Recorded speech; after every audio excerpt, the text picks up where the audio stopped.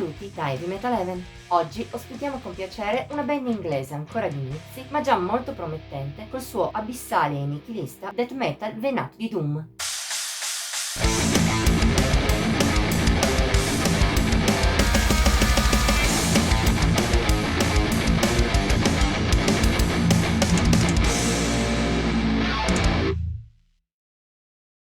Un labirinto di pura oscurità. Volendo essere sintetici, è così che si può descrivere World Undone dei Void Below.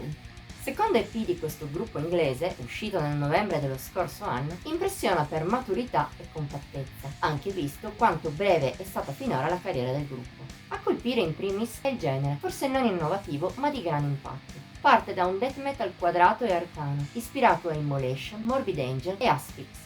A esso si uniscono notevoli influssi doom, però, del tipo rabbioso e cupo. Nessuna armonia dal death doom classico. World Undone è molto diretto e per nulla avvezzo alla ricercatezza. Tutto ciò collabora a un suono abissale, allucinante, nichilista, qualcosa che i Void Below affrontano molto bene. Oltre a saper amalgamare in maniera egregia i due propri generi principali, si mostrano abilissimi nel capire quando accelerare e quando rallentare, quando giocare sul semplice e quando, invece, cambiare le carte in tavola. All'interno di World Undone, blast beat e aggressività convivono alla grande con l'oscurità nei momenti più lenti, oltre che con qualche armonia di influsso black e qualche tratto più tecnico.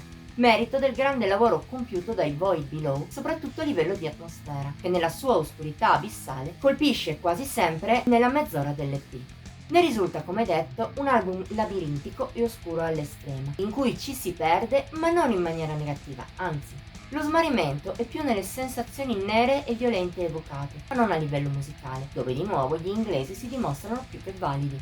Lo si sente in particolare in due brani agli antipodi come Pillars of Pestilence e la title track.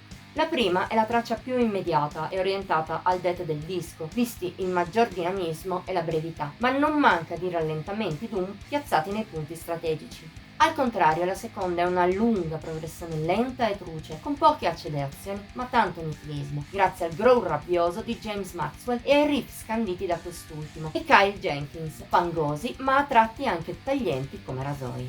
Tuttavia, anche le altre due tracce in scaletta sono valide, anche al netto di qualche momento meno bello. In più l'EP soffre di una registrazione non proprio perfetta, seppur si adatta alla situazione e non smorzi troppo la potenza del gruppo. Sono entrambe piccole sbavature che incidono ben poco sulla qualità di World Undone. Abbiamo un disco davvero ottimo anche nella sua brevità, in cui i Void Below si dimostrano molto talentuosi e promettenti. Riusciranno a mantenere gli stessi livelli anche se e quando pubblicheranno qualcosa di più complicato per il loro genere come un full length? Solo il tempo potrà dirlo, ma nel frattempo se apprezzi il death doom più feroce, noi ti consigliamo di segnarti il nome degli inglesi e magari di concedere a loro almeno qualche ascolto.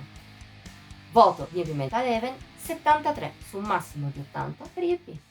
La nostra settimana si chiude qui. Abbiamo acceso il tuo interesse sugli inglesi? Dicelo nei commenti oltre a mettere like e condividere il video. Puoi inoltre iscriverti al nostro canale e attivare la campanella delle notifiche per non perderti neppure uno dei contenuti pubblicati ogni settimana. Infine vieni a seguirci su Facebook, Instagram e Pinterest. Trovi il link al solito qui sotto. Ci vediamo la prossima volta!